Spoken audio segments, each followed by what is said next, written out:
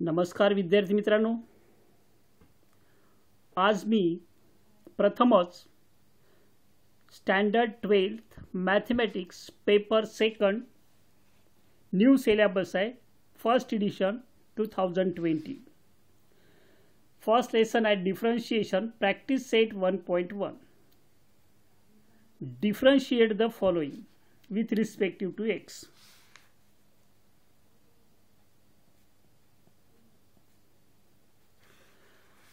हा जो first question आहे यामधील आपण एकाच फॉर्म्युलावरती टार्गेट करणार आहे. तो फॉर्म्युला असा आहे, जर d d x of x raise to power n असेल तर आपण असं लिहितो n into x raise to power n -1. म्हणजेच व्हेरिएबलचा इंडेक्स ते एकने तो आधी येईल आणि एकने वरती कमी होईल. कळलं? इथे समजा एक्स रेज टू 5 असेल तर 5 एक्स रेज टू 5 -1 हा फॉर्म्युला आहे. आधी नीट लक्ष द्या, या फॉर्म्युला हाच फॉर्म्युला आपण अप्लाय करणार आहे वेगवेगळ्या वेळेस. आता इथे क्वेश्चन बघा.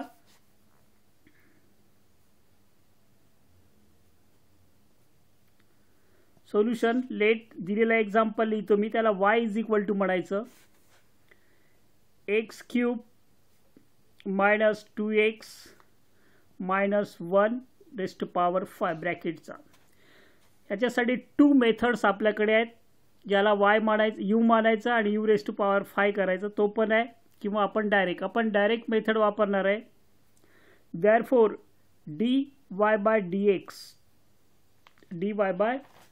dy/dx काय असणार आहे, इज इक्वल टू,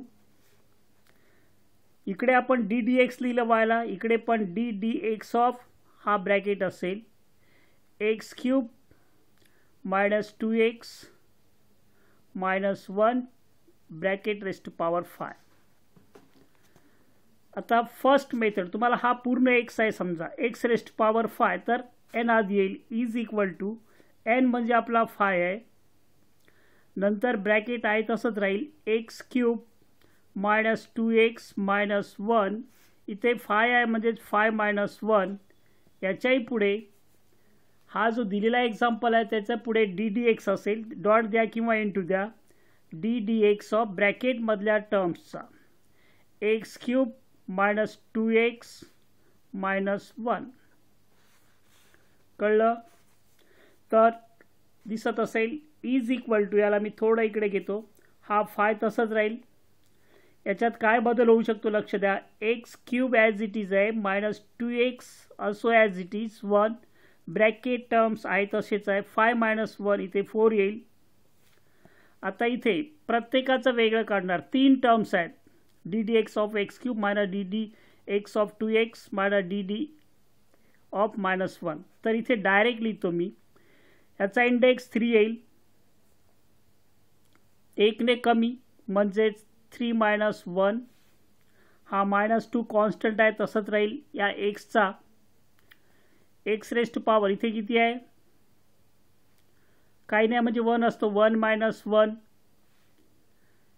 याचा कॉन्स्टंट टर्मचा 0 असतो, लक्षात ठेवा. कॉन्स्टंट 3 कोणताही डिजिट असेल, कॉन्स्टंटचा डिफरन्शिएशन डेरिव्हेटिव्ह 0 असतो. Is it clear now? पुढे is equal to 5 as it is लिहिलं आपण, याला पुढे सोपे रूप नंतर देऊ आपण पुढच्या स्टेपला. 3x³ - 2x -1 फर्स्ट ब्रॅकेटमध्ये काही चेंज नाही, इकडे फक्त होणार आहे 3x,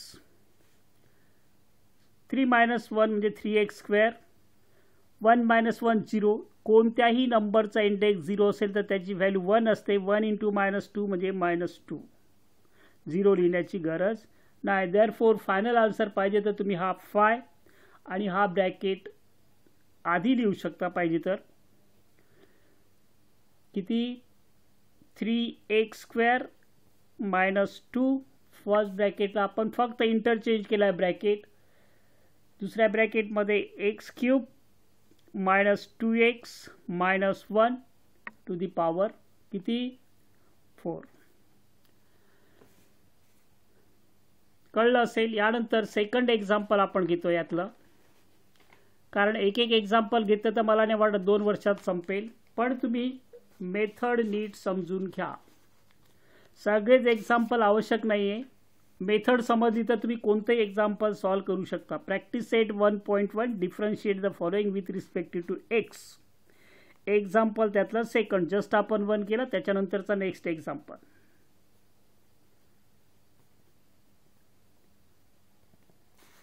ज्यांना काही कळत नाही त्यांनी एक फॉर्म्युला लक्षात घ्या. एक्सचा रेज टू पॉवर n असेल तर आपण याच्याऐवजी काय लिहितो, n into x raise to power n-1. Index 1 ने कमी, डिफरन्शिएशनमध्ये 1 ने कमी.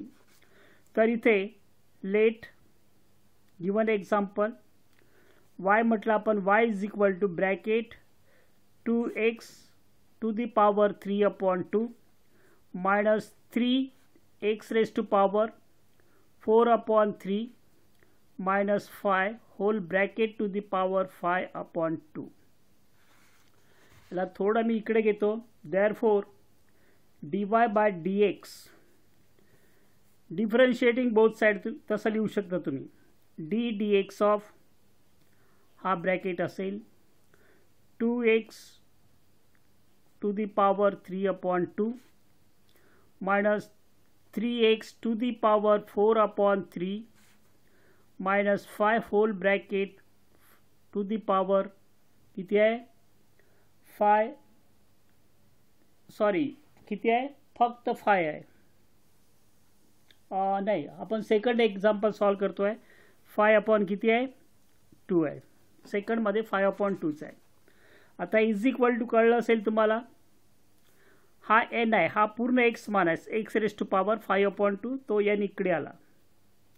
जसं हा इथे फॉर्म्युल्यामध्ये n आधी लिहिलं n-1, म्हणजेच हा ब्रॅकेट तसाच राहील. x 2x to the power 3/2 minus 3x 4/3 minus 5 to the bracket 5/2 minus 1 into d dx of ब्रॅकेटचा असेल या 2x raise to power 3/2 minus 3x to the power 4/3 minus 5.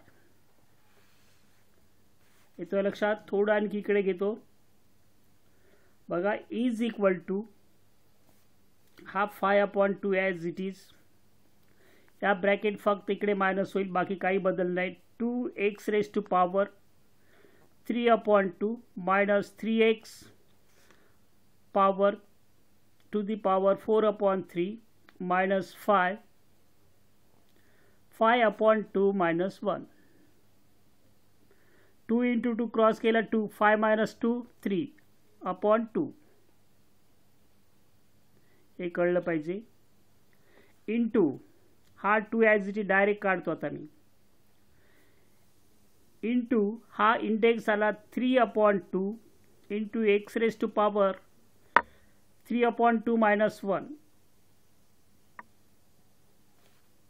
Minus 3 तसाच इंटू 4/3 इंडेक्स हा पण एक्स ने कमी 4/3 मायनस 1 आणि कॉन्स्टंटचा 0 असतो मायनस 0. इज इक्वल टू तुमच्या लक्षात येत असेल 5/2. इथे काही बदल होत नाही. तुम्ही स्क्वेअर रूटमध्ये करू शकता याचं पाहिजे तर, किंवा 2x टू दी पॉवर किती 3/2 ॲज इट इज ठेवू आपण minus 3x to the power 4/3 minus 5 to the power 3/2.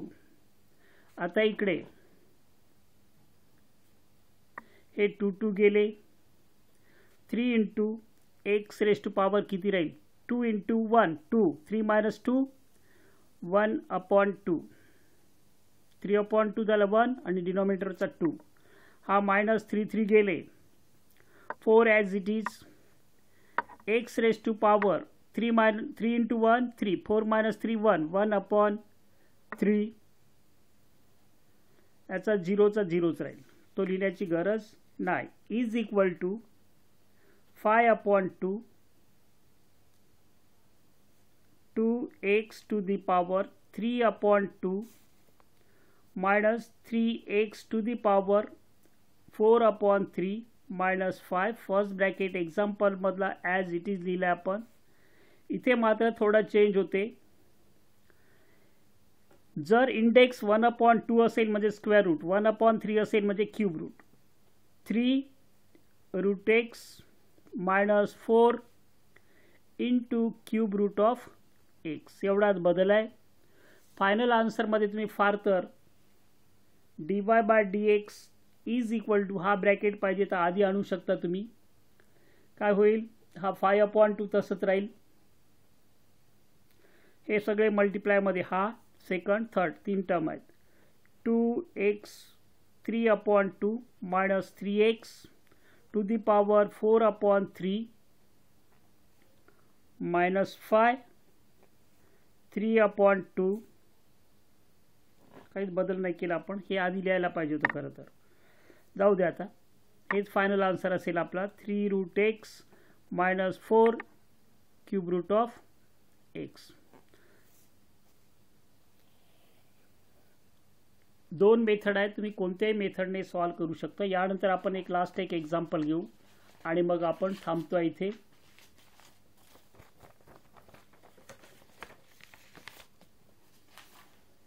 लक्ष द्यायचं आहे. Example practice set 1.1 differentiate with the following with respective to x. थोडं कॅमेरा वर घेतो मी म्हणजे पूर्ण एक्झाम्पल दिसेल कदाचित. ओके, दिसतोय. लेट सोल्युशन मध्ये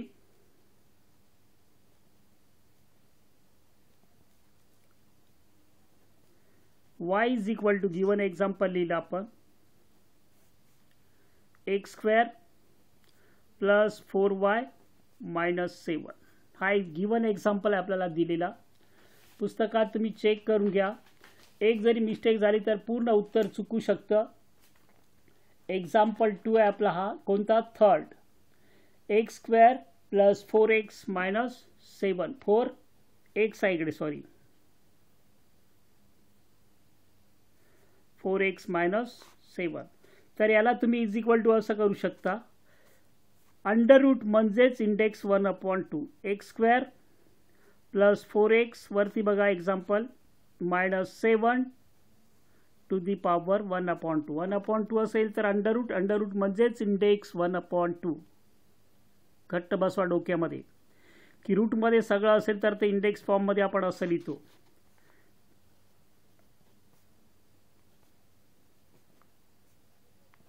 differentiating with respective to x हे वाक्य लिहायला पाहिजे. आधीच्या याच्यात लिहिलेले नाही आहे.